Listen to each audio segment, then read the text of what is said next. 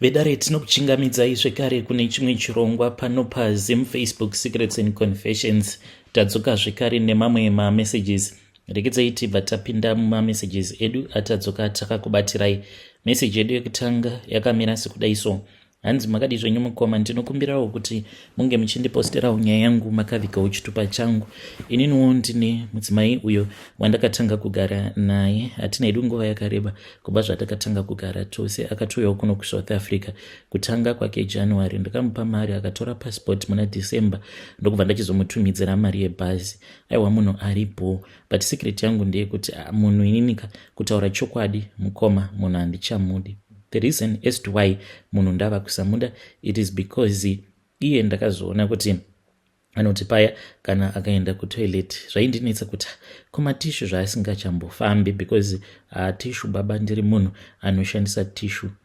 Ndinoda kunyatsokumeka sure kuti kunonyatsokusara kwakachena. Saka ndakabva ndatanga kuona kuti matishu haachafambi semafambiro andaitarisira kuti sevanhu vava kugara vari vavirika, matishu anofanira kuti anga achifamba kurakidza kuti vanhu vari kuti kana vakaenda kuchimbuzi kunozvibetsera munhu wobva wawaipa.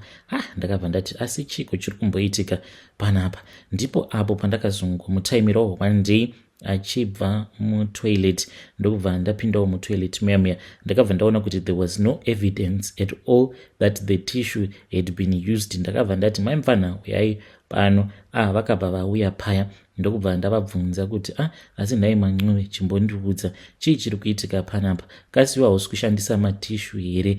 Ndokubva ati matishu ndoshandisa matishu ini, zviya zvekuda kuvharidzira nyaya.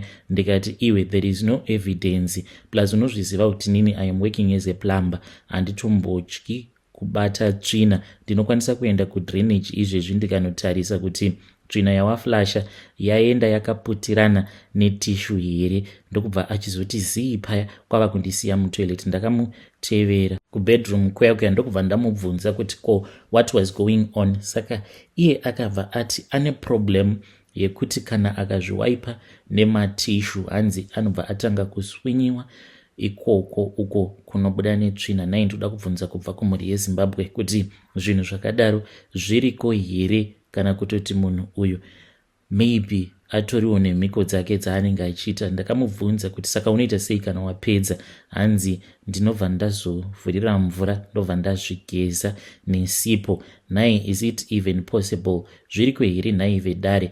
Please post my own story, because ndava kutonzwa kutosema kuti saka munhu kana akaenda kuchimbuzi ndozvaanoita here izvozvo. Kana mukaposta nyaya yangu ndiziveseiwo, ndichange ndichiteverera ndiri mucomment section. Ndiyo secret yangu iyo yandiinayo kuti pari zvino mukomana ashe ndava kutoona sekunge munhu uyu kana ndikamudzosera kumba kwavo zvinenge zviri nani. Sure, munhu angaenda kunozvibata obva azvigeza. Dzimwe nguva pamwe anenge ari busy achindibikira kunzi ndinenge ndava kudyiswa tsvina here. Please help me. Inini wacho, even though ndichitoshandisa ruoko rwekuright, but I make sure kuti paya pakunoita the deed yekuzozviwaipa ndinoshandisa rwekwaleft, so not as to contaminate my other hand. Vedare ndo message iyo yandakatumidzirwa ichibva kuna mukoma vedu. Mukoma kutaura chokwadi munoshusha. Mune rushusho. Nhai Vedare, pane akambochekawo kuti matishu ari kufamba kana kuti haasi kufamba. Tishu has it ever happened to you kuti unotoita uchitarisa roll retishu kutomezha kutoti tishu iri harisi kufamba, tishu iri riri kufamba, kuita mainvestigation? Zvakangooma hazvo vedu we. Asi ngativabatsirei ipapo. I think mukoma vedu ava vane rushusho, zvichazoita kuti vange vachizorambana namaiguru ava. So we need to help him kuti ipapo, when you are a married man, there are some things that you need to ignore. Hapasi pose pekuti unochifanira kungoisa input yako kungotonga everywhere. Some things you just ignore as a man. Like issue yematishu you were supposed to ignore, but zvekare ngativabatsirei kuti vakwanise kunzwisisawo. Hanzi ndoda kunzwisisa apo pekuti iye haashandise tishu, anoita zvekushandisa mvura, achizviwaipa achishandisa mvura because hanzi anozonzwa kuvaviwa. Does she have an allergic reaction? What is going on? Tibetsereiwo vedare ipapo zvekare. Regedzai tibva taenda panyedu inotevera. Nyedu inotevera yakamira sekudai so. Hanzi makadi zvenyu mukoma, ndinokumbirawo kuti munge muchindiposterawo nyaya yangu makavigawo chitupa changu. So pakafa gogo vangu ndakabva ndapiwa zvinhu izvi, ndakazvipiwa in secret. Zvinhu izvi zvinofanira kuti zvinge zvichizoshandiswa nemukadzi wangu pakuroya, but iye haana kana chaanomboziva kuti achazoita zveuroyi. Kutaura kudai mudzimai wangu atova nemakore, ndikangoti maybe about 7 years, achiri kungotemererwa nyora dzacho idzodzo, but vanotombopota vachimutora vachienda naye vana amai nini. Amai vangu ndakazotoudzwawo kuti naivo ndo basa ravainge vachiita, saka gogo ava nyakubereka baba vanonzi ndo vakauya nahwo uroyi hwacho ihwohwo mudzinza, then ndokubva vachizotapurirawo kuvaroora vavo like sababa vangu vainge vaine madzimai avo maviri. Saka amai nini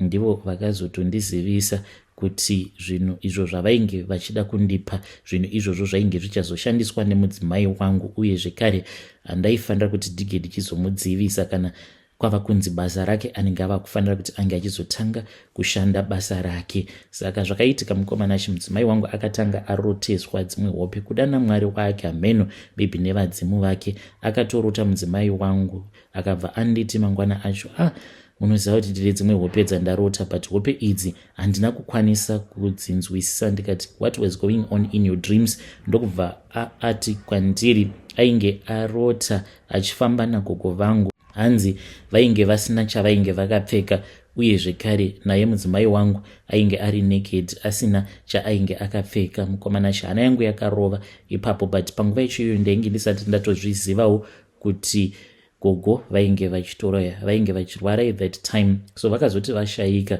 zvinhu zvagogo zvakanetsa mukunogoverwa kwazvo because hama dzagogo dzainge dzichiramba kugamuchira zvinhu izvozvo. Nyaya yacho ikatosvika kudare kwamambo, vanhu kwava kumanikidzwa kuti vange vachizotora zvinhu zvehama yavo. Then takazoti tava kuHarare manje, ndo pandakabva ndachizofonerwa naamai nini, vakabva vazoti kwandiri ndaifanira kuti ndinge ndichiuya kumusha, vakabva vanditi zvauriwe tinokuziva, uchauya uchindundurudzana nemhuri yako, urufanira kuti unge uchiuya uri wega because pane zvimwe zvinhu zvemumusha zviri kuda kugadziriswa, vana vako nemudzimai wako vasipo. Ndikabva ndati zvakanaka amai nini. So ndakabva ndazosiya mudzimai wangu nevana kuHarare kwava kuenda kumusha. Ndichinosvika kumusha paya ndakagara kwemazuva mashoma. Zuva randainge ndichifanira kuti ndige ndichizodzoka kuHarare ndo pandakabva ndachizoudzwa kuti painge paina sekuru vainge vari munzira vachiuya. Vakazoti vasvika zvinhu zviya ndo pazvakabva zvachizoburitswa, chingori chipepabhegi. Muchipepabhegi umu mune dehenya kuda nderetsoko here, uye zvekare mune mimwe mishonga yakangosiyana siyana nezvuma zvirimo nekabanga kakaita kadiki diki. Saka ndakabva ndachizonzi zvinhu zvose zvirimo imomo zvainge zvichishandiswa nagogo vangu, uye zvekare ndaifanira kuti ndige ndichizongonozviisa mumba. Mudzimai wangu haifanira kuti ange achizozviona zvinhu izvi the first night, uye pandainge ndichazosvika pamba mudzimai wangu haifanira kuti ange achizondiona ndichisvika pamba. So ndakabva ndachizopiwa mari nasekuru yekuti ndige ndichidzokera kuHarare. Ndakasvika muHarare nguva yainge ichitoripo mukoma samwe kuma10 ndichitosvika kulocation kwatainge tichigara at that time. Saka ndakabva ndatoenda kubaba shop yeumwe mufesi wandainge ndichiwirirana naye, but ndainge ndichingoita ndichingotarisa kudheni because waingotuka dongorera obva watoona kutoti padheni ndepapo. Saka madhamu vakangoti vachingobuda chete, neniwo ndichibva ndatooneka paya kwava kufambisa ndichienda kumba ndisingadi kuti ivo vange vachizonditangira kusvika pamba.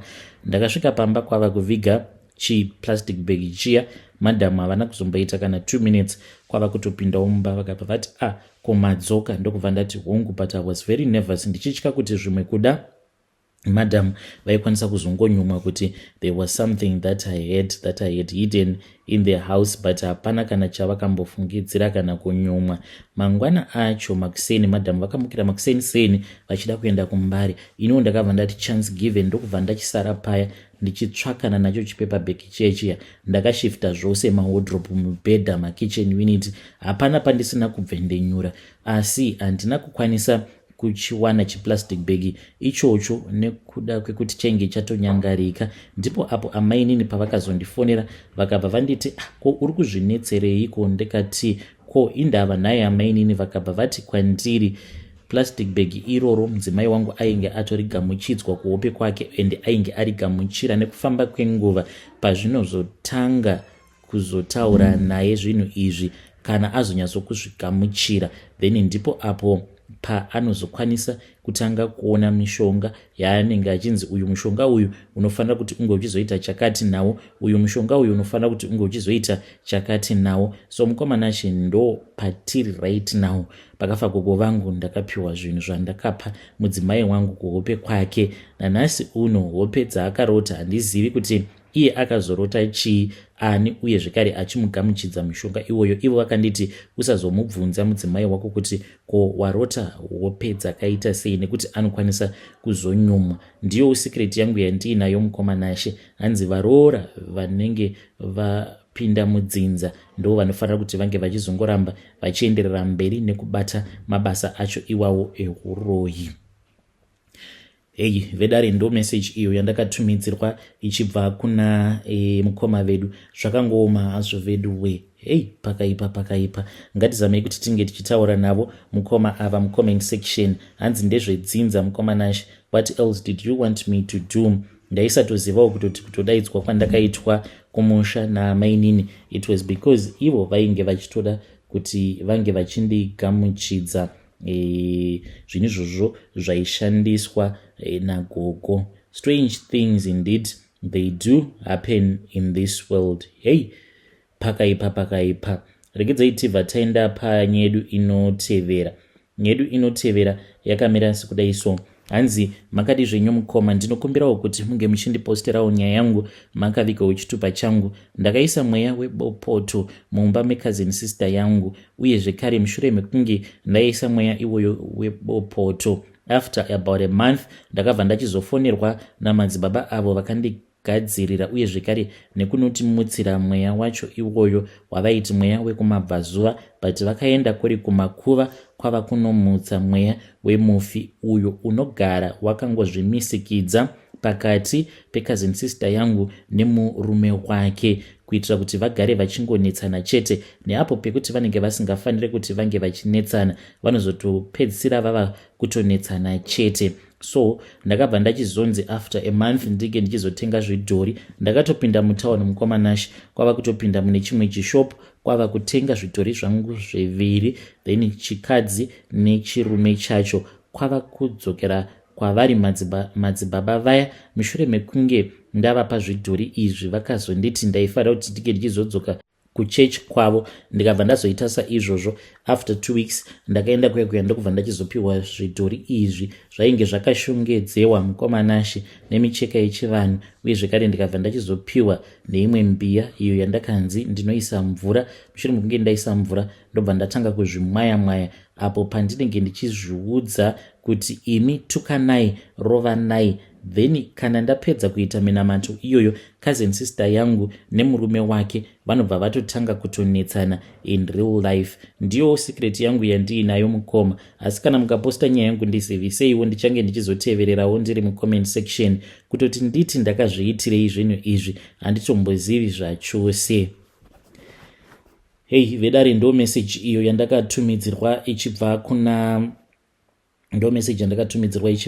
kuna vanzvadzi vedu avo. Zvakangoma hazvo vedu we, asi vanzvadzi zvinhu zvamakaita makakanganisa. Shuwa mungada kuparadza marriage cousin sister yenyu musadaro, and at the end of the day muri kuti hamutombozivi kuti makazviitirei, which means cousin sister yenyu haana kana kumbogara akakukanganisirai, but you chose to do that to her.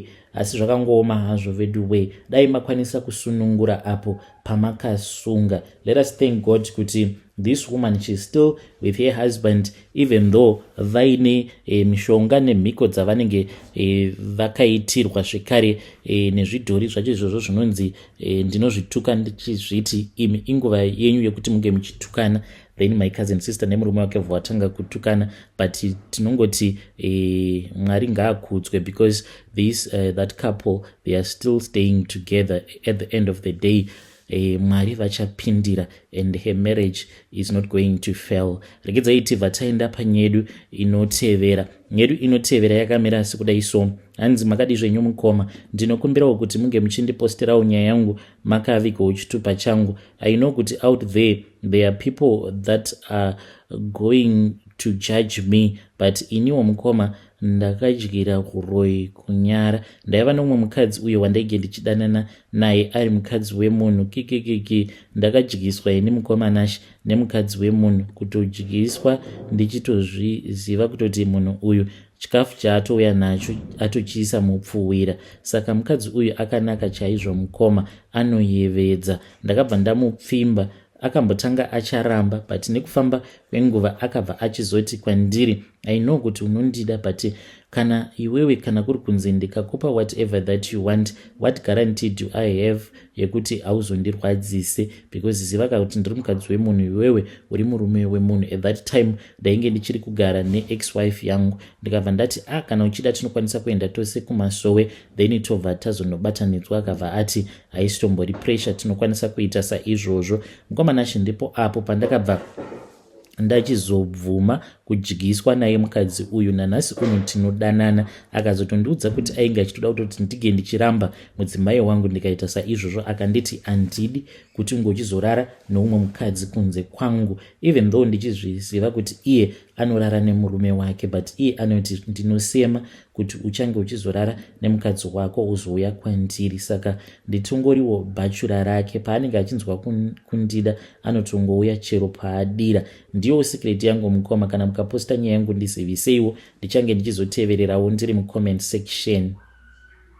Hey vedare, ndo message iyo yandakatumidzirwa ichibva kuna mukoma vedu avo. Zvakangooma hazvo vedu we, hanzi ndakadyira kuroi kunyara, ndichitozviziva kutoti panapa ndava kutopfuwirwa, but nekuda kwekuti mukadzi uyu akandipa maconditions ake ekuti ndinotoenda newe kumasowe, then tobva tanobatanidzwa ikoko, ndokuti ndige ndichikwanisa kukuda, because handidi kuti kana ndava kudanana newe uchange uchizorara nevamwe vanhukadzi. Unofanira kuti unge uchizongorara neni chete, even though I am married. Strange things indeed they do happen in this world.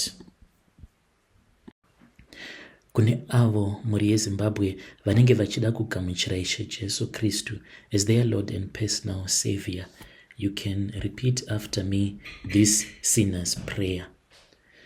Salvation prayer. Father Lord, I come into your presence as a sinner. I confess all of my sins. Please forgive me. I did not know any better. I promise not to go back to my old ways. I believe that Jesus Christ came and died for me on the cross of Calvary so that my sins can be wiped away. I accept Jesus Christ as my Lord and personal Savior. Be the Lord over my life. I promise to save you forever and ever. In the name of Jesus. Amen.